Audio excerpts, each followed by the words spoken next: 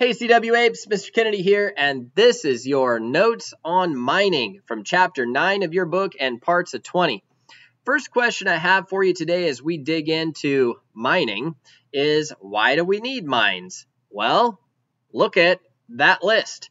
Houses, cars, toothpaste, plumbing, wiring, planes, electronics, the list can go on and on and on and on and on. There are all kinds of things that we need minerals extracted from the ground for in order to not just improve the quality of our life, but maybe just simply to survive, period. If you look at this picture of this baby and start taking stock of what's on here, some of these numbers are literally mind-blowing. 1,300 pounds of copper, 28,000 pounds of salt. Where's all this stuff going to come from? And you need this per person, not just for everybody in America. Every single body in America is going to use all this stuff in their life. So mining is pretty necessary. There's kind of a right way to mine and a wrong way to mine, and an economically feasible way to mine and an environmentally friendly way to mine that we're going to talk about as we go through the next several slides. Let's start by just looking at what is mining. To define mining, we're just going to give it a simple definition and say that mining is extracting ore or minerals from the ground. Okay? When will a company mine? Well, at the end of the day, it's really simple. When there's money to be made from it, right? That's just all there is to it. If there's money to be made, then somebody is going to dig that stuff out of the ground, sell it, and make that money. What these companies are after are minerals. Minerals are the building blocks of pure inorganic solids that can, be used for any manner of thing. Like you saw in that picture of that baby, or as we get into something like this and we kind of move things around here, we need it for things in industry, gears and cars and jewelry and, pottery, buildings. And if we dig a little deeper and look at this picture, there's 14 essential necessary mineral nutrients for plant growth. For human life, there's 7 macro minerals and 9 critical micro minerals. You have to have these things that we're digging out of the ground in order to survive. So mining is pretty important if you look at it through that lens. When we get into, mineral supplies and where we can find these things in the ground, let's check out this map. Greater than 30% of U.S. minerals are actually imported. You look across the globe and you can see who's got what. Not every country has everything. So there's a market to be had when it comes to mining. And if there's a particular mineral that a large populous country needs, then they don't have, they're going to go out on this world market and they're going to find it and buy it, which is good for, I guess, the country that, has it, because they can sell it and make money.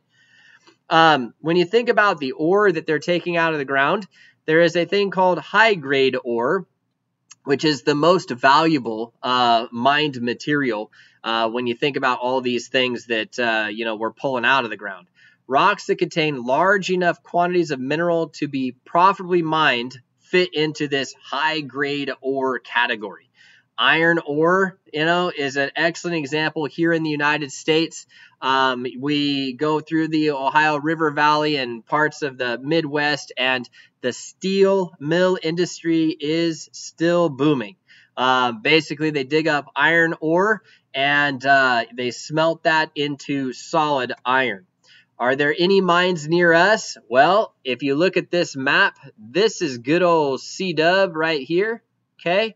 Highway 41 and the San Joaquin River, which skirts right around Woodward Park, and you better believe it, there's mines up and down the San Joaquin River right there near us. Now, these guys aren't digging out coal or anything like that. Mostly gravel to, use in construction and concrete. This is what we're getting. And if you go down the trail in Woodward Park, you can actually see open pits that were once mined that are now full of water, where they've pulled sand and gravel out and have basically walked away, and the water table has come up and backfilled those things. Okay, sand and gravel are super, super important products to be mined because they're essential constituents for, well, everything from concrete to bricks and all manner of substances in between. So what is the sand and gravel used for? Concrete. Concrete is gravel plus sand plus cement made from ash and limestone, and we use that for road construction and for mixing with asphalt, right? And there's plenty of those around. We even use it for bricks and mortar and like tile and you name it. So it just goes into all kinds of different stuff. So as unglamorous as it might seem to be a gravel mine or pull sand out of a river bottom, there's a lot of really important uses. Without that stuff, our life would be really different. In 1872, there was actually a mining law passed. It was a mineral rights law on federal land that basically said for $5 an acre, you could go out and mine the land. Okay, you would pay no royalty for your minerals extracted, and there were no environmental protections. So if you had $5, like, you could go out and start your own mine. Before 1977, surface coal mining landowners had abandoned 1.1 million of coal mine sites in the United States. So basically, they went in and they got what coal they could get and walked away. Okay, you can imagine the mess this left behind. So as of 1977, SMCRA, as I like to call it, that's not really how it's pronounced, but I like to call it SMCRA, which is the Surface Mining Control and Reclamation Act, was passed. This was passed to bring an end to this whole like $5 boom, go make your own mine thing and walk away when you're done, leaving the mess for somebody else behavior. So basically, the Surface Mining Control and Reclamation Act regulated mining activity and forced the rehabilitation of abandoned mines to protect society and the environment. This act required reclamation, which basically means like, you can't just walk away from the mess and assume somebody else is gonna like clean it up. It created an abandoned mine reclamation fund to even finance restoration of abandoned sites. So you can't use the excuse of we can't afford it, right? You got to go back and fix it. Here's a big fat for instance, okay? So on the left, we've got a surface mine where you could see that the mining operation basically terraced and tore down this entire hillside, okay? This can lead to erosion. This could lead to minerals that aren't supposed to be in surface water getting into surface water. So with reclamation, the idea is that that area should be returned to as close to a natural state as possible. And that's what you're seeing over there on the right. Now, types of mines. So there's really two types of mines that I want you to be familiar with: surface mining and subsurface mining, because like, what other kind of mining is there? I want you to kind of see some examples of these. So surface mining. If your mineral deposits are either on or near the surface, then most of the time what a mining company will do is simply scrape away the soil at the top until they get to the seam that they're interested in. Could be an iron ore seam, could be a coal seam, as you're seeing here in this picture. And then they just use big steam shovels and massive dump trucks to just scoop that out of the ground. The problem this creates is you got all this spoil on the top, this soil that is covering the seams that you're interested in. And what do you do with that? So usually they take all that spoil and they'll simply shove it off the side. Maybe there's a canyon next to this mining operation, and they'll just literally fill that in, moving this material to the side so they can get at the seam that they're going to make money out of. This type of mining is what we call an open pit mine. Open pit mines remove large quantities of surface soils, and basically just dig down to, again, those seams that they're interested in. Gold can be mined this way, iron can be mined this way, copper, coal, like all of that can be pulled out of the ground this way. And here's another example that you see there on the left, and on the right you can see an example of one of those big scoops that they use to clear this material. Okay. Now, what's left over from the mine, again, is called spoil or tailings. Tailings is what's left over after you take all this stuff off the top. What are you going to do with it? Well, they basically just like make big earthen dams and just pile the stuff out of the way, so that they can get down to what they want that actually makes them money. The problem this creates is A, it's aesthetically ugly, and B, water that flows through this stuff, as I alluded to a while ago, could leach things out of that soil that were once buried underground that shouldn't be on the surface and contaminate, the surrounding water supplies, whether it be groundwater or surface water. So heavy metals, acids and things like that could be picked up from these tailing piles. This is an example of a tailings dam failure. In Hungary, they had a tailings dam that they had built from a mining operation that basically failed. It's like a levee breaks and all this water floods the surrounding community. Okay. Dredging is another form of mining. This is mining that goes on underwater. So a lot of times people think, hey, out of sight, out of mind, it doesn't bother me.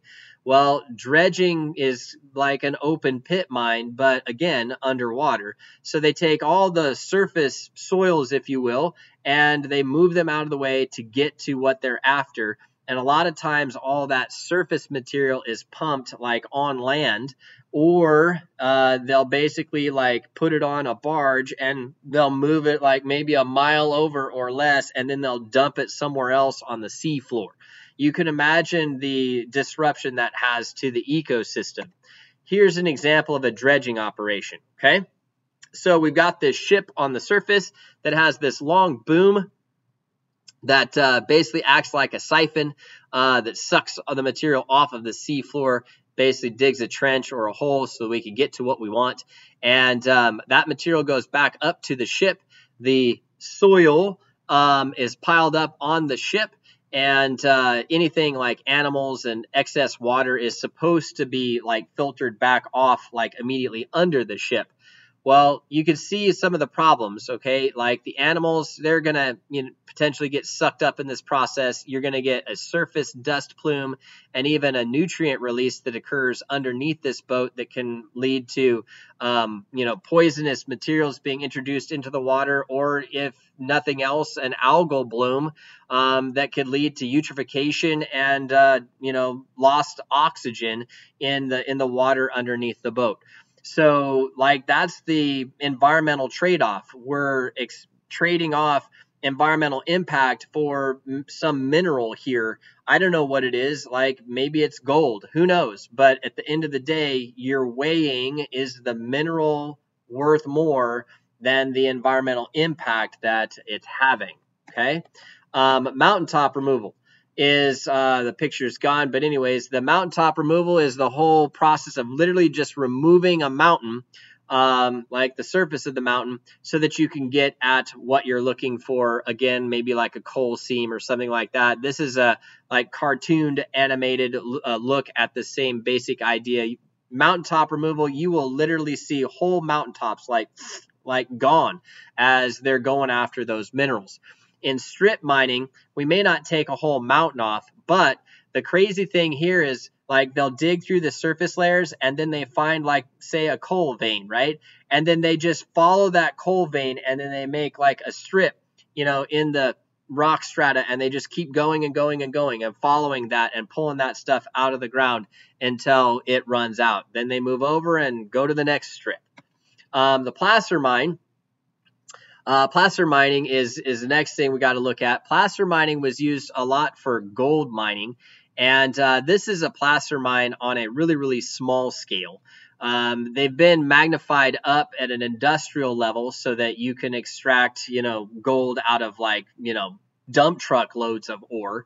But the old 49ers that first came over to California back in the 1800s are responsible for inventing things like this. They started off panning. It's not real fun to sit there with just a shovel load of dirt and swish it around in the hopes that you can find a few flakes of gold or a nugget here or there. So they developed this sluice box, a placer mine that they can use that works way more efficiently. So basically what you got is you got this trough here, and in it there's little rivulets along the bottom. You allow the stream to do all the work for you, running water through that box, and then you just load that thing with dirt, bucket load after bucket load after bucket load. And when you feel like you've done enough, you can stop the water flow, pick that up, and go back, look through all those rivulets and see what you got. Okay, so they've actually got these on an industrial scale now, where literally you can do dump truck loads of dirt at a time, and tens of thousands of gallons of water are being pushed through these things. The dump truck dumps the soil in, grinds it all up, the water rinses over it, and the rest is history. Imagine the impact that this has on the water downstream. It's going to be carrying a huge sediment load and maybe pick up all kinds of minerals that shouldn't be at the surface but are. Okay, so this is that magnification of the placer mine at an industrial scale. Big difference, right? Huge environmental footprint, so that we can extract something like gold out of the ground. Another type of mining is called heap-leach extraction. So in this case, it's usually done for things like precious metals like gold and nickel. We take mined ore, grind it up, crush it up, and we put it on some sort of impermeable plastic or clay pad, and then literally run sprinklers across the top to drip cyanide through it. Now, I don't know if you're familiar with cyanide, but let's just put it this way. It's poisonous. It will kill you. It's something that is not safe for the environment. It will drip through these layers of rock and literally dissolve these metals out of the rock strata. So that's why they do it.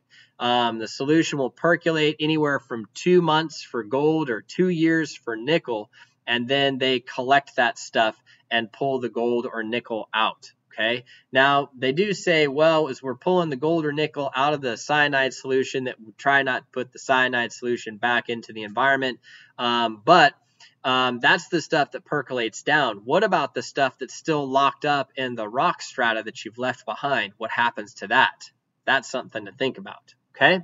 So this is just a schematic of the cyanide heap-leach mining operation. So you dig a pit. You can see you take those heaps that I just showed you in that previous picture, and that's where this material is going to sit for a couple years, let the cyanide percolate through.